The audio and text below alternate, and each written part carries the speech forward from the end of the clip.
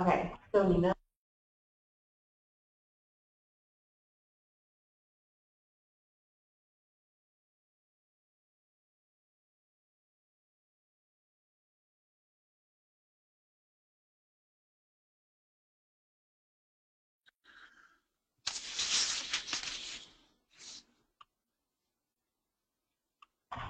Hi, good afternoon, everybody. We're about to start the webinar in about a minute or so to give people additional time to log on. So we'll be starting in about a minute.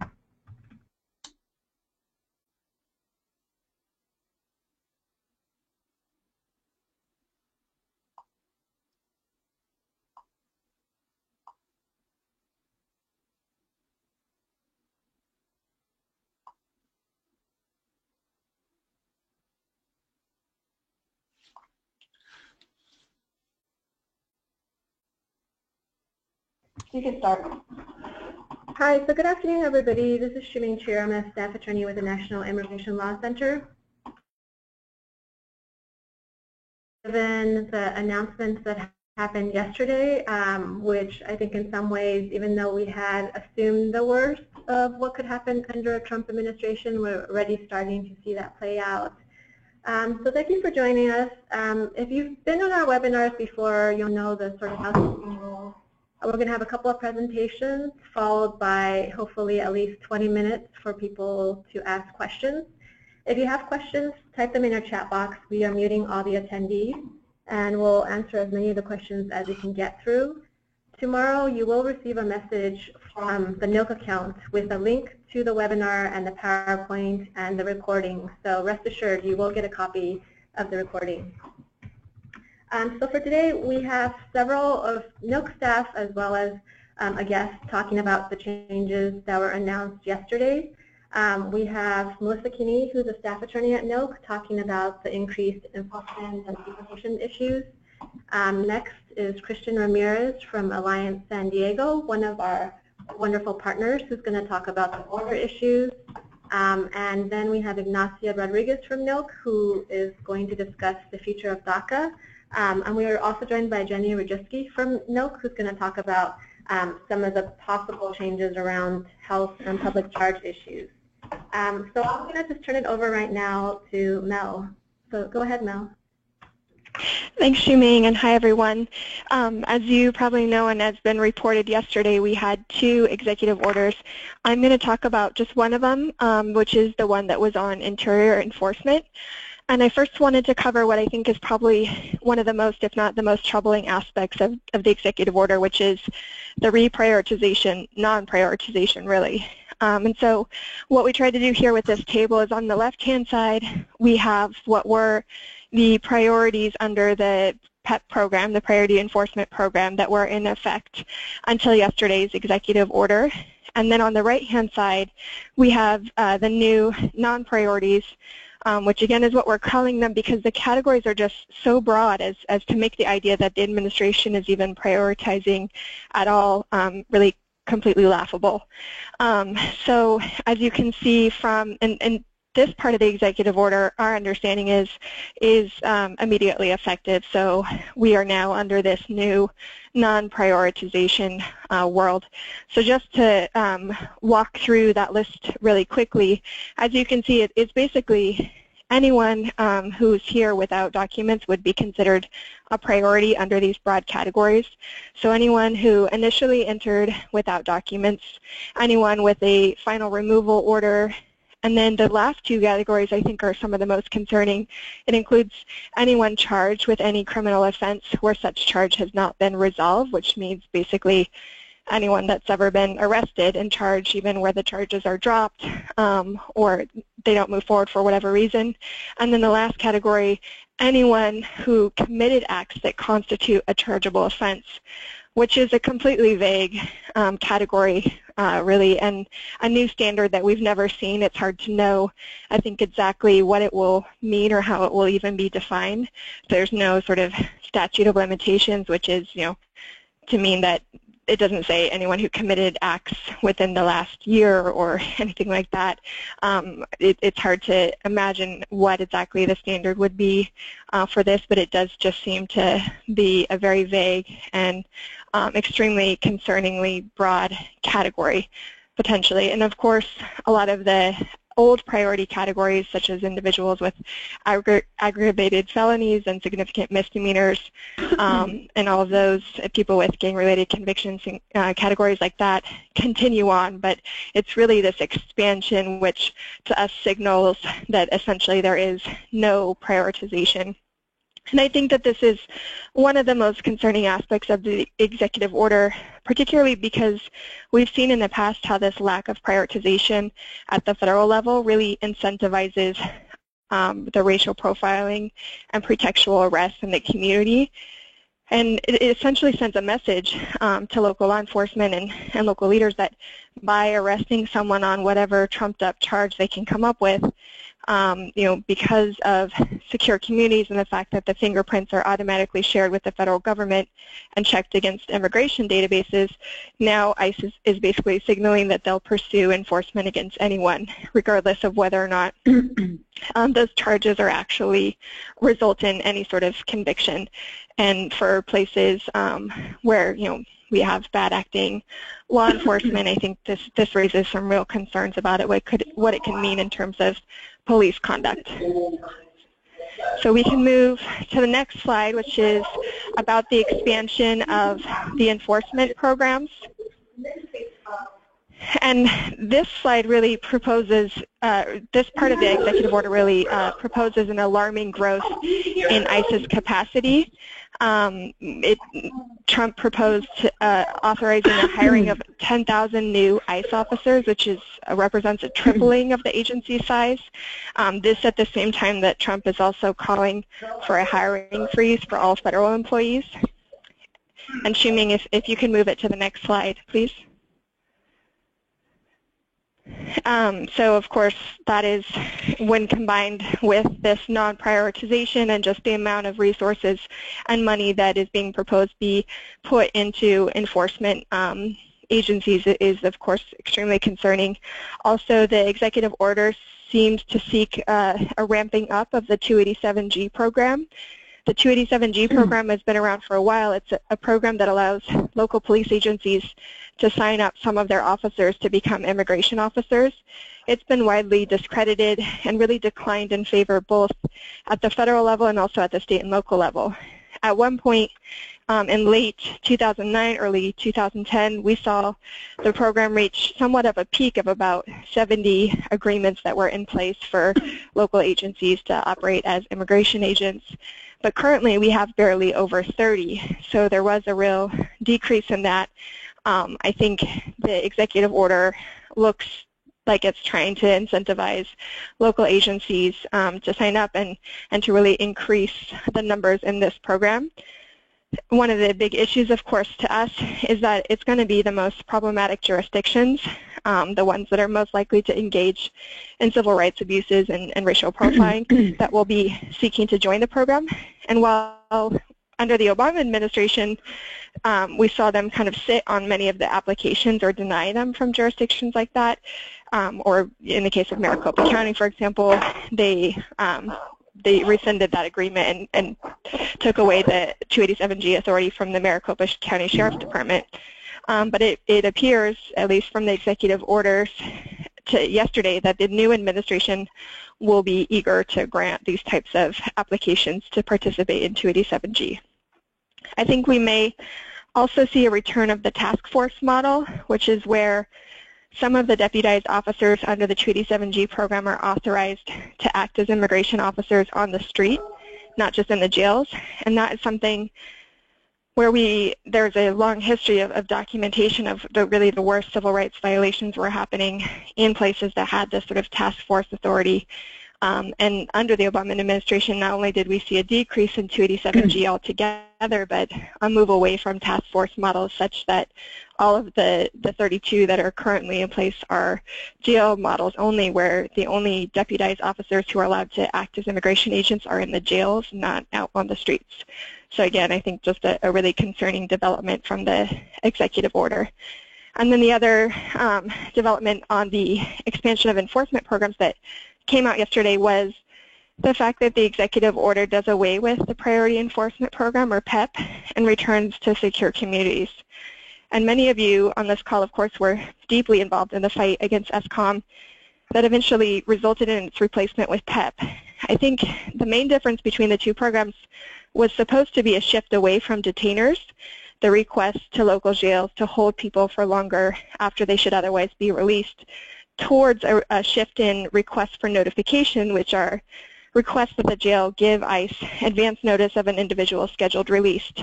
But I think many of the statistics that have come out since November 2014, when we had the shift from ESCOM to PEP, have shown that the decrease in detainers didn't really happen outside of the places that had already had policies that said they wouldn't honor detainers. So sort of in other words, ICE stopped asking the places that weren't going to do it anyway. And so I think there is some question about what the practical difference of moving back to ESCOM will really be, especially if we continue to see our states and cities and counties holding strong on their trust policies and on their no detainer policies. Which brings us, I think, to the last thing I wanted to cover from yesterday's executive order, which is, again, the last slide. You can move to that, Shuming.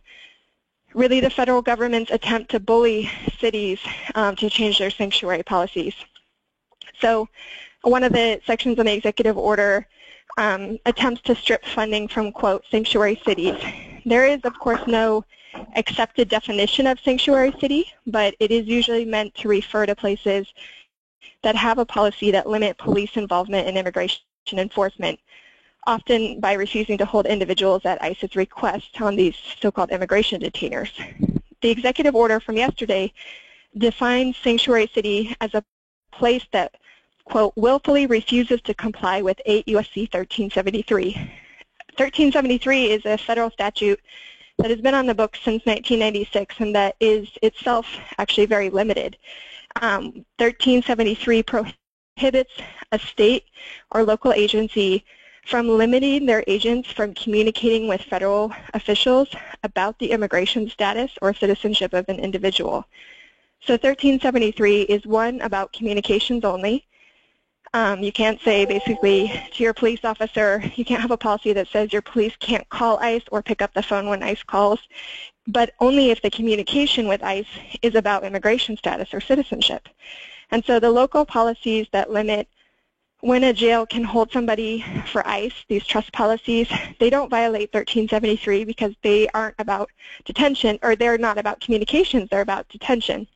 And also the policies, many of our cities have policies that say the local jail also won't notify ICE about an individual's release date.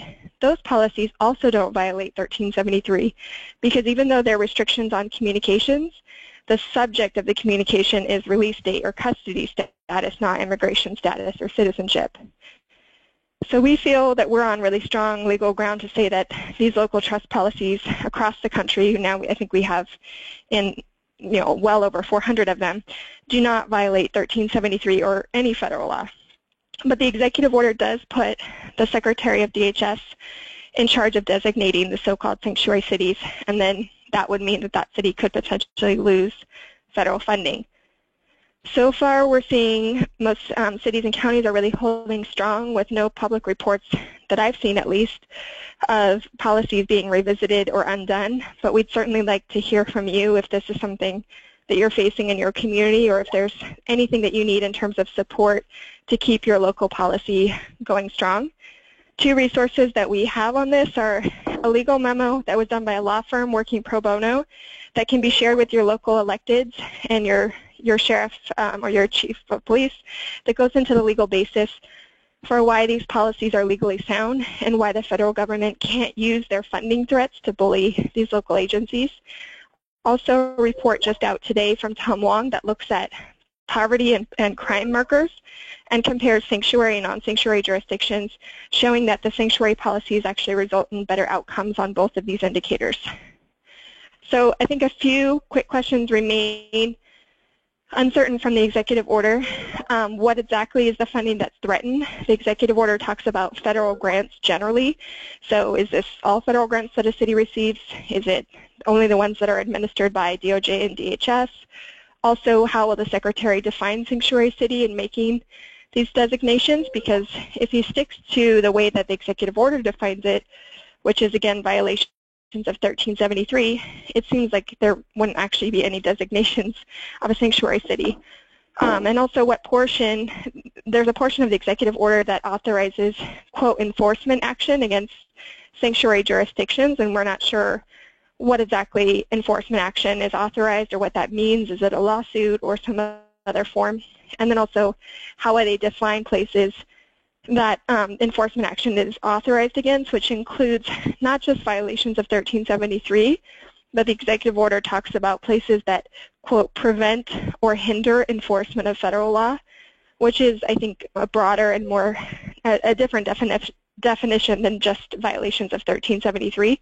And so I think those are some of the questions that remain a bit murky after the executive orders spelling it out yesterday.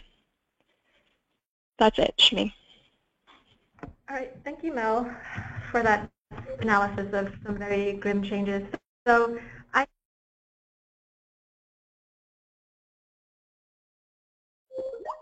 Hello? Shiming, you're cutting in and out, unfortunately.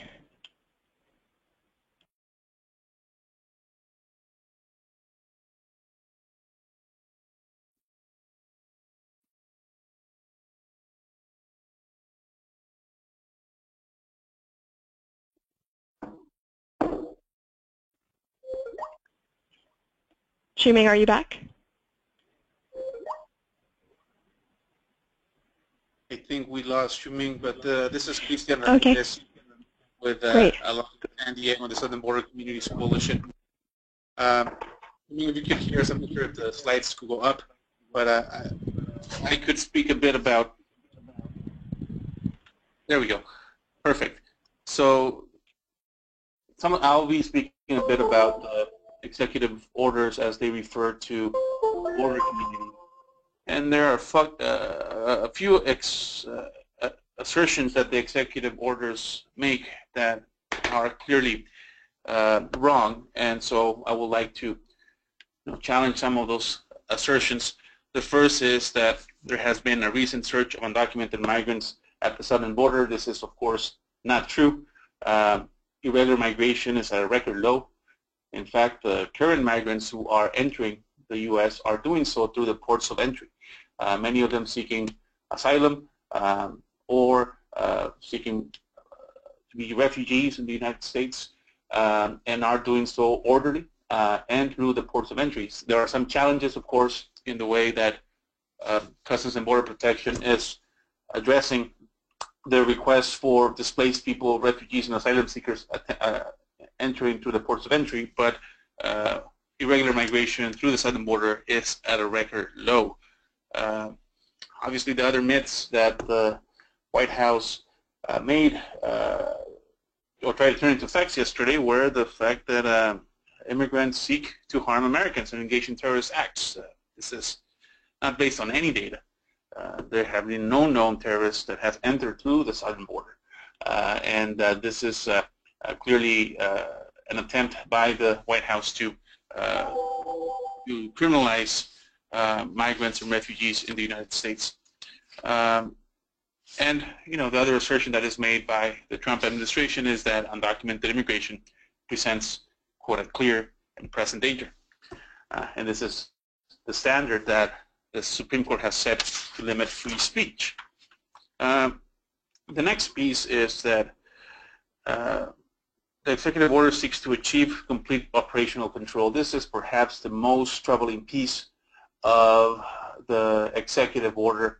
There has been a big debate in Congress in the previous administration of what operational control is defined.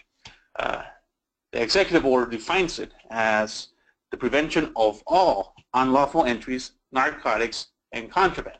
This is, of course, impossible, particularly considering that CBP is one of the most corrupt agencies in the United States with a long history of corruption and collusion with organized crime.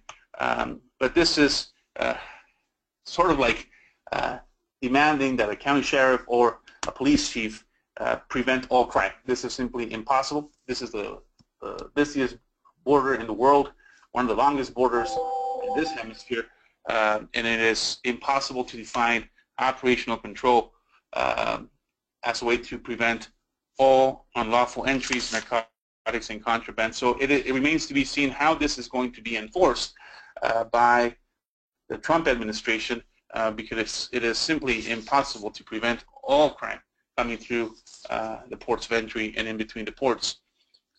And then the executive order, as it relates to border enforcement, directs the following.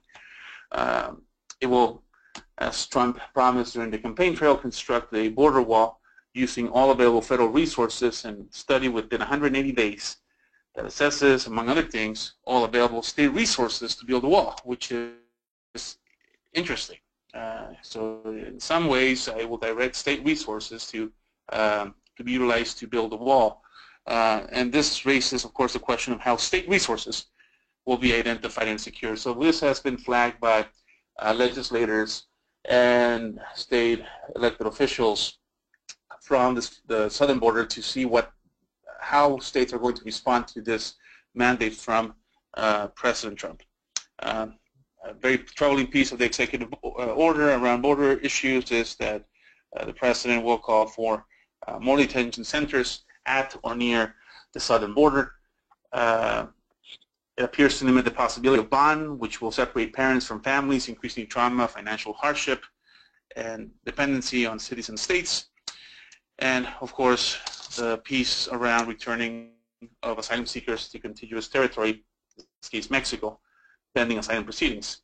It, of course, puts vulnerable populations from countries other than Mexico in distress in Mexico, and an unfamiliar country with few resources. And as many folks on the webinar know, Mexico is not only a sending nation, although that has decreased significantly in the past several years. It is also a bridge nation with populations from throughout the world, mainly other Latin American countries, using Mexico to enter the United States. This will put a heavy burden on Mexican municipalities along the border, and we have already seen in the past 12, 18 months the impact that having displaced people from Haiti and other nations in the hemisphere arriving to cities, Mexican border cities like Tijuana and other border cities, and the impact that has had on Mexico to provide humanitarian aid to those populations. A very troubling piece is the increase of Border Patrol agents by 5,000. Border Patrol is already the largest law enforcement agency in this country. It is an agency that has very little accountability, practically no oversight mechanisms, and some of the efforts that were gained during the Obama administration to increase transparency and accountability appear to have been rolled back. And this is particularly true given today's announcement that the chief of the Border Patrol has stepped down from his position, which creates a very serious leadership gap in the largest law enforcement agency of the United States for a president that campaigned on the promise of law and order. The largest law enforcement agency in this country has no one at the helm. There's no commissioner at Customs and Border Protection, and as of today, there is no chief of the Border Patrol.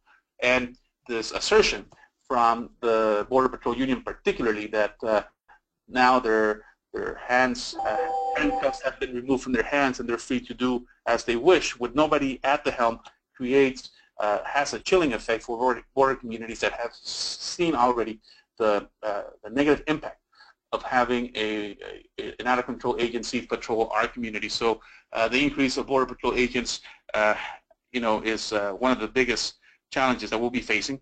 And I'll go quickly to other pieces. DHS outreach to state and local law enforcement agencies to enter 287G, that was already mentioned earlier in the call, and it will usurp state and local authority, undermine community trust in state and local law enforcement, which jeopardizes public safety, as was mentioned by the previous speaker. So the particular piece of prioritizing enforcement in the border region will have a chilling effect, and we are extremely concerned about our ability as border advocates to continue to engage in what was a meaningful, not always fruitful, but certainly meaningful dialogue process with Customs and Border Protection, which we've enjoyed under the Obama administration. We were able to tackle difficult challenges and find some common sense solutions. It's certainly not enough, but under the Trump administration, we have been effectively shut out of any attempt to engage in dialogue with the largest law enforcement agency in the country.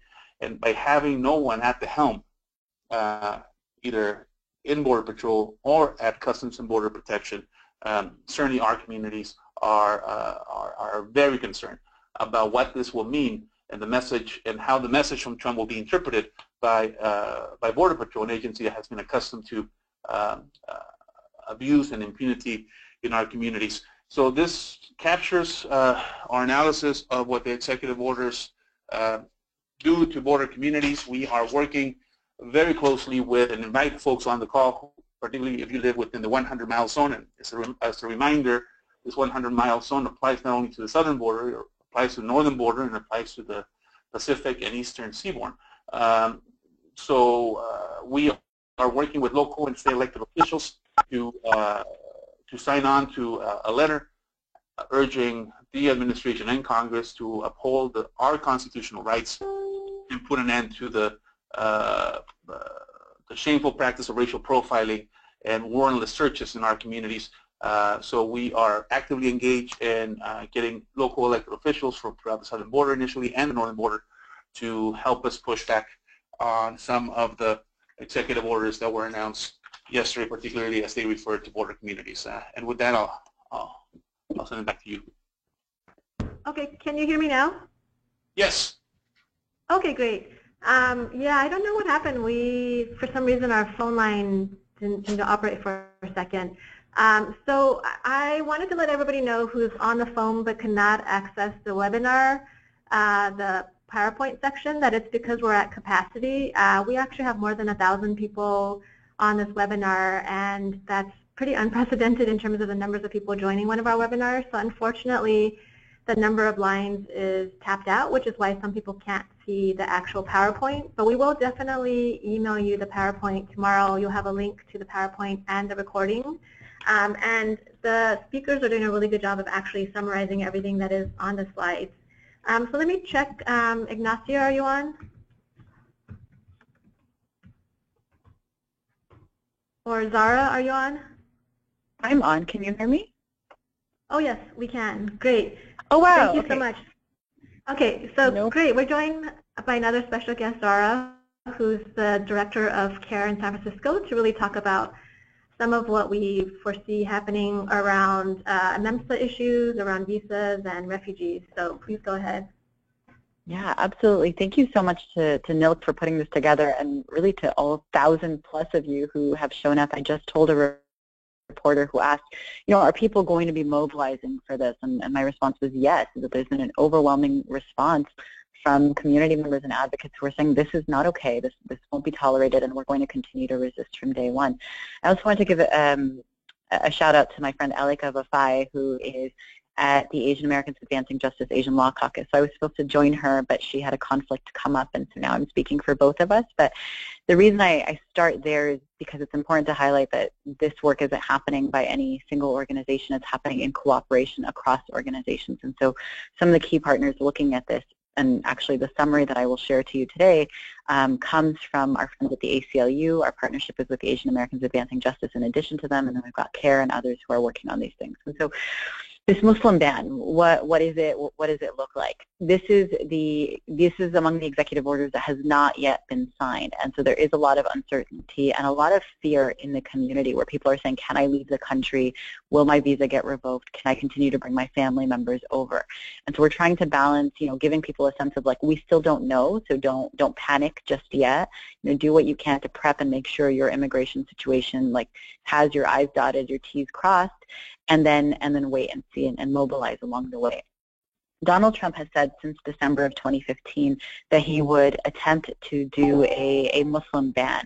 Then that became a Muslim registry and extreme vetting. And we have to remember that we've had a Muslim registry before.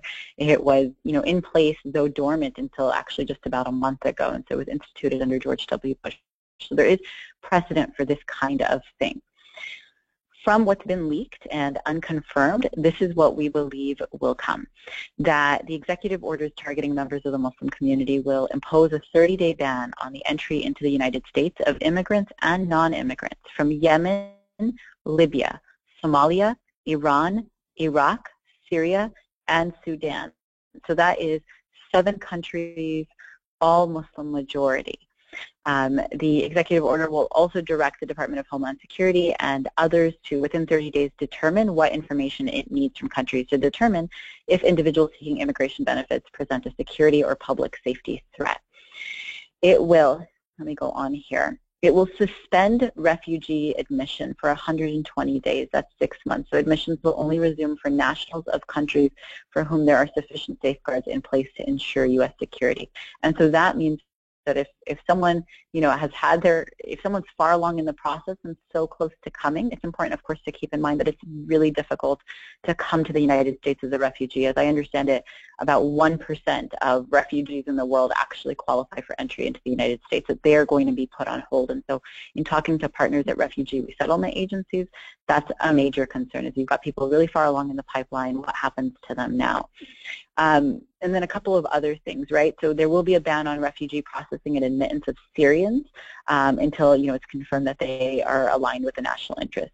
It will reduce refugee admissions from 110,000 per year to 50,000, and then it will direct DHS, the Attorney General's office, and others to consider rescinding group waivers of terrorism grounds of admissibility for certain populations, right? And then the last thing, this I think ties into the fear-mongering that we saw at yesterday's press conference, where Donald Trump, highlighted the families of individuals who were killed by undocumented individuals, and did this whole, these are victims, we need to protect America first. If undocumented people had never been in the country, this wouldn't have happened. So along those same lines, around pushing this rhetoric parallel to the policies, it will also direct DHS to publish data on the number of foreign-born individuals in the U.S. charged with terrorism-related offenses, convicted of terrorism-related offenses, or offenses or removed on terrorism grounds. Keep in mind also that in many, many cases where terrorism is involved in the United States these days, we've raised concerns about the role of law enforcement in entrapping individuals who had mental health disabilities or were poor or were otherwise alienated from the community. It will also seek to publish the number of individuals born in the U.S. who are radicalized after entry into the United States and engaged in terrorism acts, which, again, either if they publish the real numbers, it's going to be really low, or they're going to expand how they define what it means to be radicalized, right? And then information on the number and types of gender-based violence against women or honor killings by foreign-born individuals in the U.S. There's another piece in here somewhere about where there will be protections for religious minorities coming from the countries that have been named. And these last two pieces, women and honor killings and then religious minorities, are, they're, I think, a tricky and sensitive area a lot of times for advocates to address, because there are serious human rights concerns. We want to make sure that targeted individuals are protected, but these are also narratives that are used by anti-Muslim advocates to say, look, we have to protect women from Muslims, we have to protect children from Muslims, and by only seeking to assist refugees who are religious minorities, the government will then be ignoring the many, many Muslims who are being killed by ISIS, by Bashar al-Assad, and others in that region. And so to us, though this is couched in a lot of national security language, which we anticipated, it is effectively the first step on the Muslim ban. The last thing that I'll say is there have been questions raised about the 7 countries that were named, and I think there's been a lot of attention to there are 7 countries, they're going to be targeted, et cetera, and so there are questions of but that's, we're not having a problem of terrorism coming from Syrian refugees.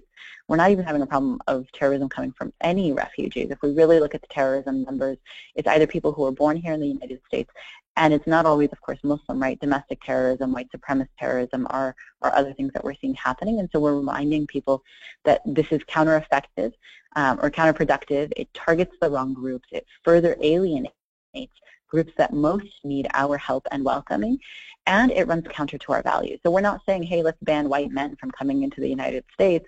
We're saying banning people based on race, religion, or national origin is counter to the values that we aspire to as Americans.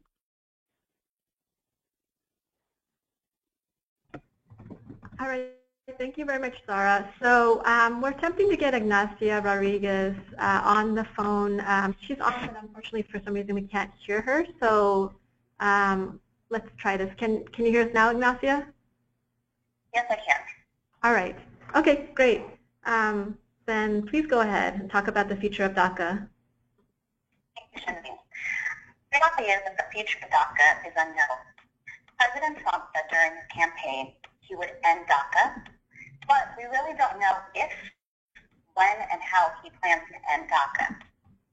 We have brainstormed a list of possible scenarios, which is important for all of us to keep in mind and prepare for.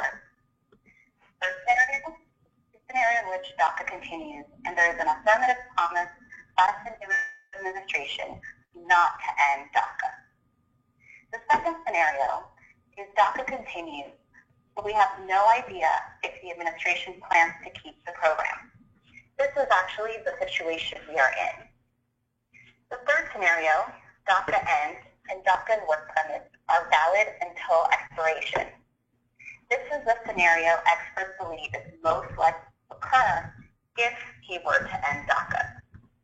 The fourth scenario is DACA ends and DACA and work permits are immediately invalidated. There could be other scenarios that the new administration has in mind. It is unknown what will be done with the information applicants shared in any of these scenarios. It is also unknown if he plans to end DACA and present on his own, protecting the population. Still, it's important to be prepared for all possible what ifs. First of all, it's important to know your rights. Remember to have the right to remain silent and to ask to speak to an attorney if approached or questioned by ICE. After this webinar, we will be sure to send a follow-up email with more information. USCIS said on Monday it is still processing DACA applications. So if you're considering applying for DACA, please do consult an attorney or a DIA accredited representative first. We recommend applying with representation due to the uncertainty that exists. For example, if DACA be viewed, you really don't know what USCIS will do with your application, including whether you would get $495 back. We recommend also not traveling abroad due to the uncertainty that exists. And if you want to make sure that the quick trip, have your DIA accredited representative or attorney on standby. We will also be sharing our new FAQs in the follow-up email to this webinar. Be on the lookout too for movement in Congress, such as the Bridge Act, which may provide relief to the population. And lastly, please do stay informed. You can follow us, as well as Undoc Media, United We Dream, and other partners for valuable, up-to-date information on this topic. Thank you.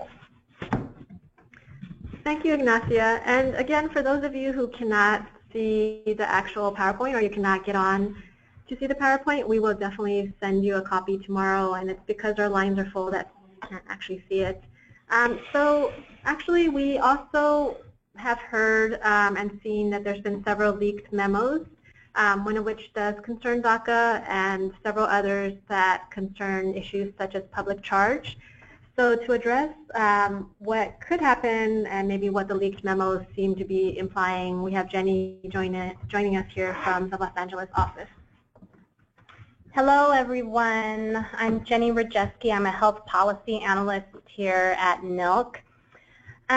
So I was going to talk a little bit about the leaked memo, the leaked executive order titled Protecting Taxpayer Resources by Ensuring Our Immigration Laws Promote Accountability and Responsibility. So I want to start off with lots of caveats that this, similar to some of the previous speakers, this executive order has not been signed. A draft has been leaked. But we do want to mention it because we have already been getting a lot of questions about it.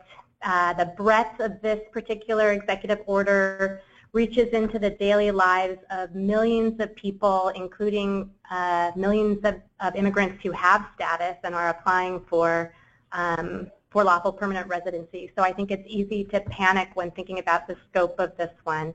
But we want to emphasize again, it has not been signed yet. We do not know if it will be signed. If it is signed, we don't know if there will be changes to the draft that was leaked. If it's signed, we don't know how it will be implemented. But based on the draft that we have, the proposed changes would not be immediately effective. In fact, would take a bit of time. So with all of those caveats in mind, this particular draft executive order touches on issues of public charge, of immigrants' access to any government services and programs for which someone's income is a consideration, including public benefit programs like SNAP or food stamps, Medicaid, the Children's Health Insurance Program, as well as the Child Tax Credit and many other programs, and also target sponsors of immigrants. If the leaked draft is signed, the changes proposed would be breathtakingly extreme and would alter dramatically immigration policies and practices around public charge that have been in effect basically for a century, and public benefits policies and practices that have been in effect for decades. As with the other immigration-related executive orders that have been signed or leaked, the rationale for this one is based on unproven lies and myths and implicitly pits immigrants against other vulnerable communities. Also, as in other executive orders, some of the proposed changes cannot be done without congressional action and a change of law. If this particular leaked draft is signed, it would make it much harder for non-citizens to access a vast array of critical government benefits and services that they are lawfully eligible for.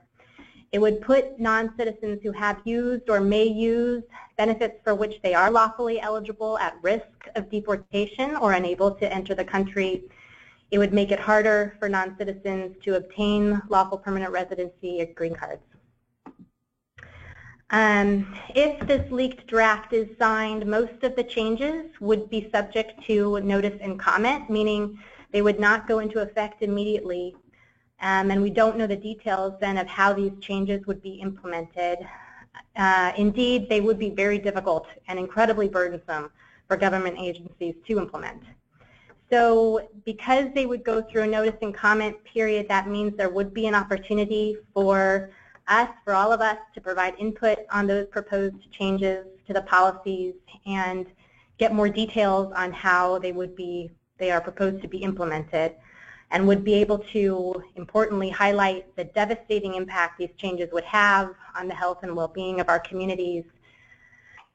So if it is signed, NELC will certainly share more information about the details of the proposed changes and what the actual finalized draft set or finalized executive order says and the impact on immigrant communities.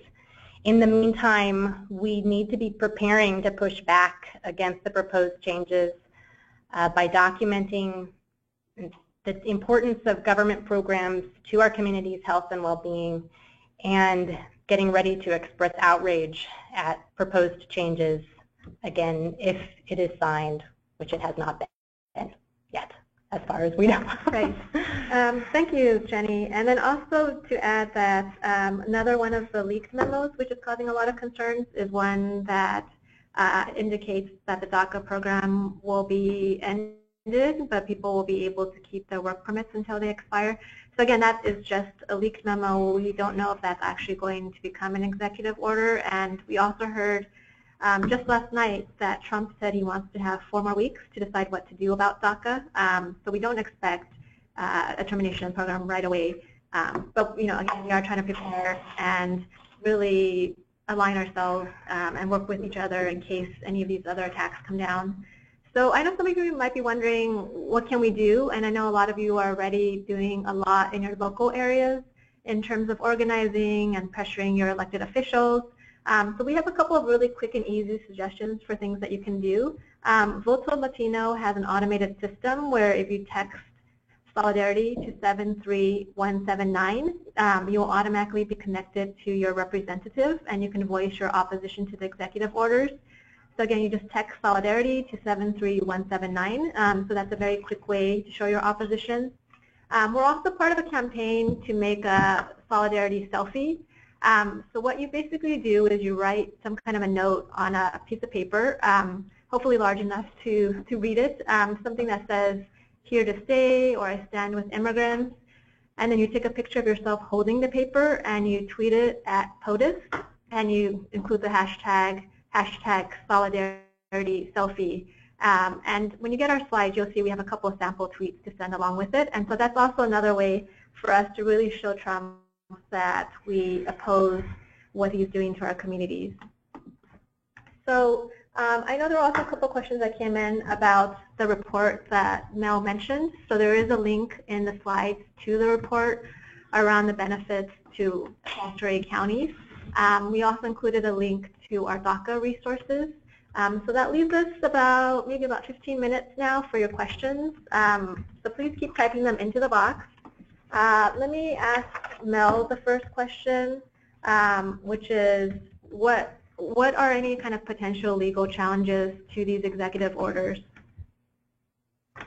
Yeah, thanks for that. It's a good question, and I think in terms of legal challenges, probably the most ripe for legal challenge is going to be the sanctuary city issue, and there, I think we're assessing whether or not there's enough in the executive order standing on its own, enough of a threat that local agencies like a county or a city or even a state would be able to march into court and challenge the federal government's threats in this without having to await the actual loss of funding. And so that's, I think, something that ultimately, if the administration really moves forward and withholds funding, we're going to see this end up in court, and it's going to be sort of a showdown between local agencies and the federal government on this issue.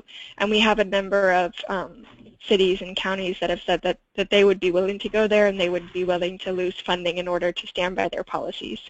I think we'll continue to see the litigation that's been around secure communities, and then PEP around detainers, I think remains really important, and I think the Trump administration will continue, maybe increasingly even, relying on detainers and local agencies' willingness to hold people at their request. And so I think none of the legal issues that are presented in those types of lawsuits are fixed in any way by the executive order or changed. And so I think those lawsuits continue, and there's a really important class action one happening, being led by Indalon and ACLU and NIJC in California, that I think presents a really significant challenge to detainers.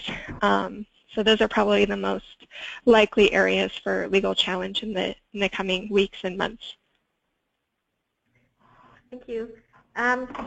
We have a question for you around the money used to build a border wall. Does the President actually have the authority to use federal funds for that, or does Congress need to approve some kind of appropriation? That's a great question. Our understanding is that the resources must be appropriated through Congress. There is, of course, the question about directing state resources to build the wall.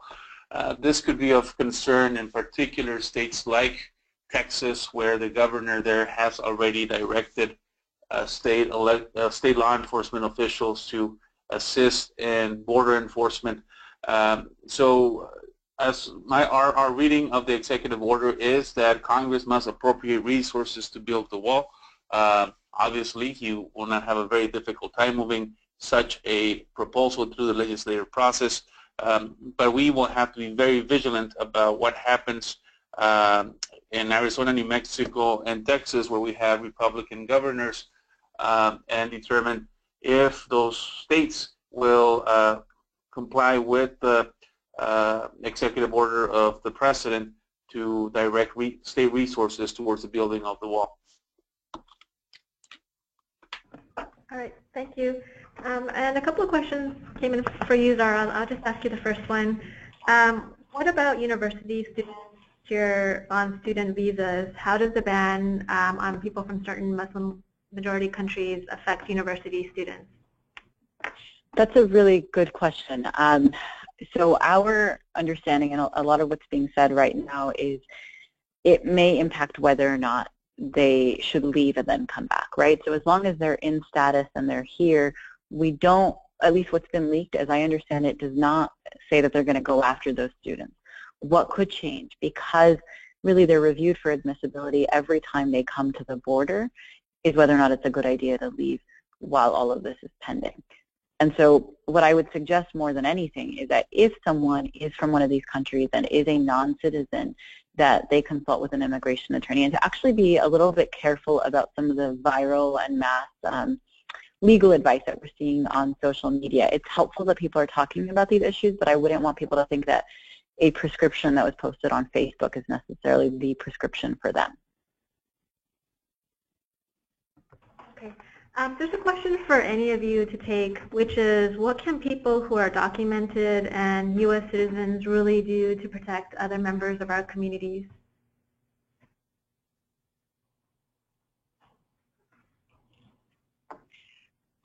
So if no one else is jumping in, I guess what I'll say a couple of things. One, so this is Zahra again, I would suggest a few things. One is, there are press conferences, rallies, and vigils happening across the country. Do what you can to just show up to one of them. That does two things. It communicates to policymakers, media, and others, hey, like, this isn't, that the targeted communities aren't alone, that they're standing together with others, that they have the support of their neighbors and friends, and that there is resistance to this attempt at marginalizing various individuals and again, communities. The other thing it does is it communicates much needed support. So what we're hearing from a lot of people from various targeted communities is that they're afraid, and rightfully so. We have an openly racist, Islamophobic, homophobic, misogynist president in office who isn't just on a campaign trail now. He is now effectively the most powerful man in the world, and he's threatening their safety, their families, and so on. And so standing in solidarity by simply showing up can itself be a source of comfort. So that's around like showing up to public actions. The other thing that I would encourage everyone to do is pick up the phone and call your member of call your 2 U.S. senators and your member of Congress, right? Where people have Republican legislators, this is a really important way for them to make sure that they're knowing that their entire constituency is not behind them, that they don't have a mandate to be un-American in their targeting of immigrants and refugees. And where they have Democratic legislators, it's important that we're giving them the political cover, not just to be mild or moderate on opposing Trump, his nominations, and his efforts, but actually to be courageous in saying, I'm going to vote against the nominations, I'm going to speak out against these policies, I'm going to do what I can to protect my constituents. And so show up to the public actions and contact your 2 senators and your member of Congress.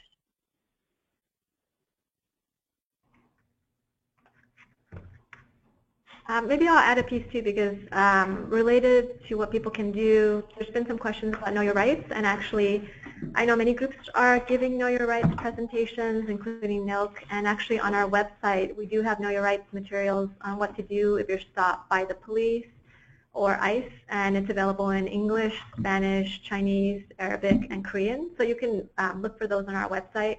And we have a more specific question that maybe one of you could also answer, which is, or even Jess, who's here in our LA office, which is, what can teachers do to protect students and their families?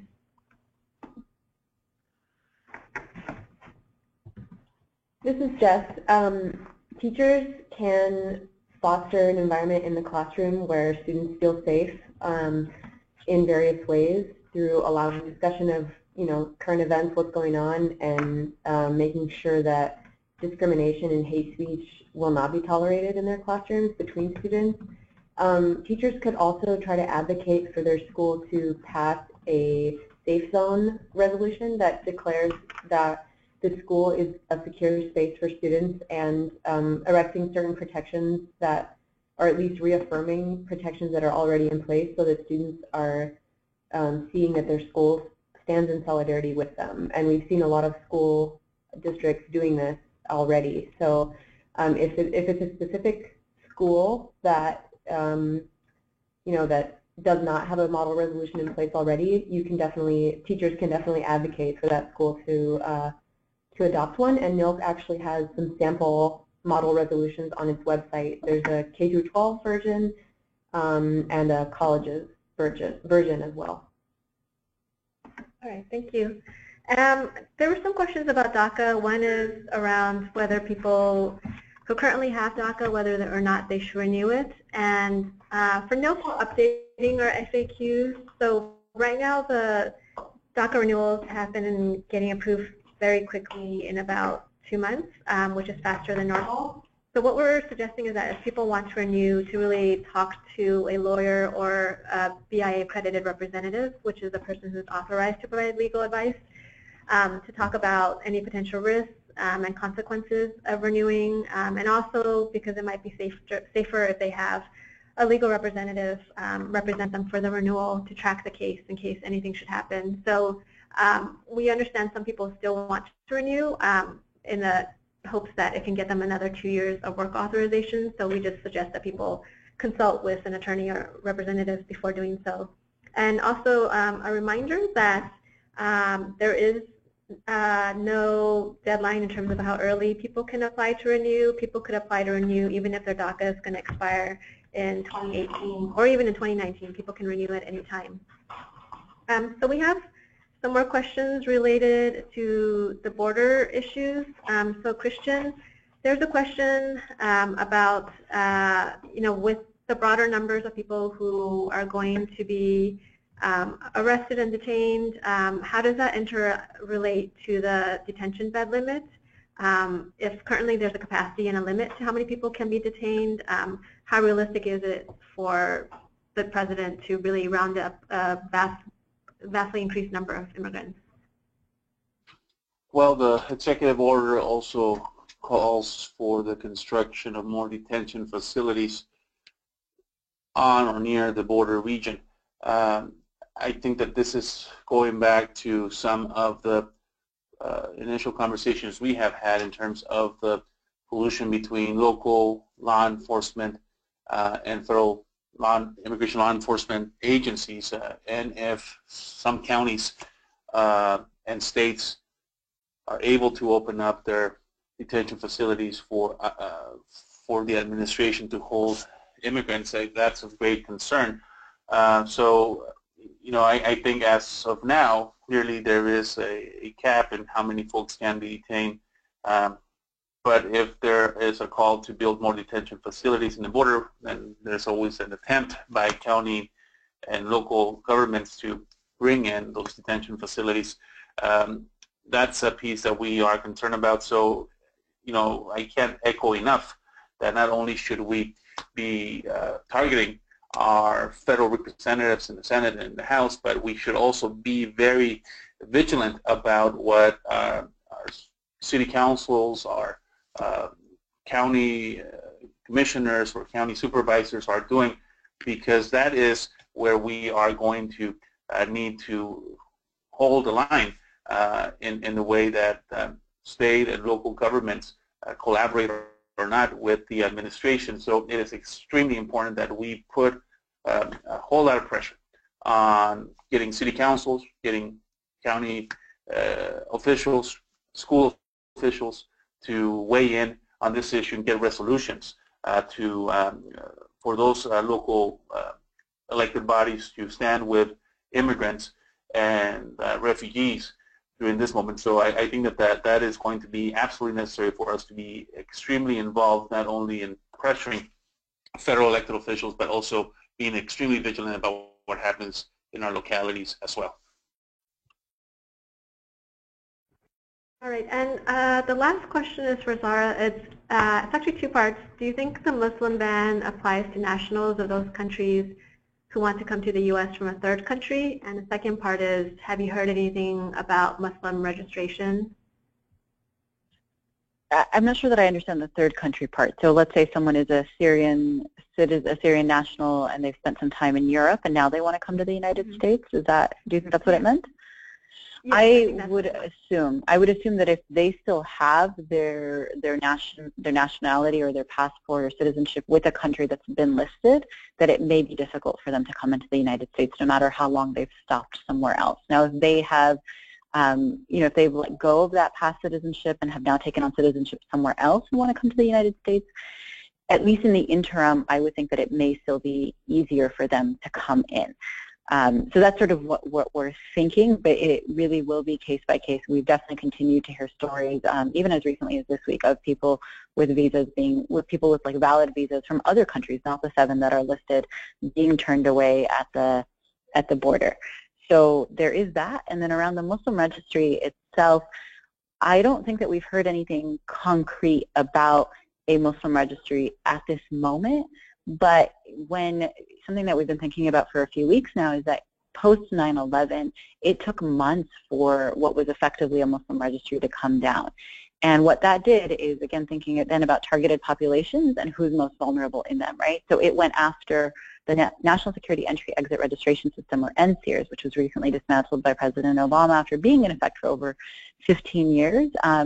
It went after people who were from, again, Muslim-majority countries and were non-citizens. And so it didn't go after them by faith explicitly, but rather through national origin as a proxy for religious discrimination. All right, so thank you to all the presenters and to those who attended. I know these are really grim times, but we do urge you to take whatever actions you can and to really share information with others. And it seems like there's several actions being planned under sort of the umbrella of No Ban, No Wall to really show our unified opposition to any kind of anti-immigrant and anti-Muslim and attacks. So do look for local events in your area. We plan to host these webinars whenever there's any other large changes to immigration law and policy. So we might be holding another webinar very soon. So please keep your eye out for that. But in the meantime, please do keep up whatever forms of resistance you're currently doing and really keep each other safe. So thank you all again.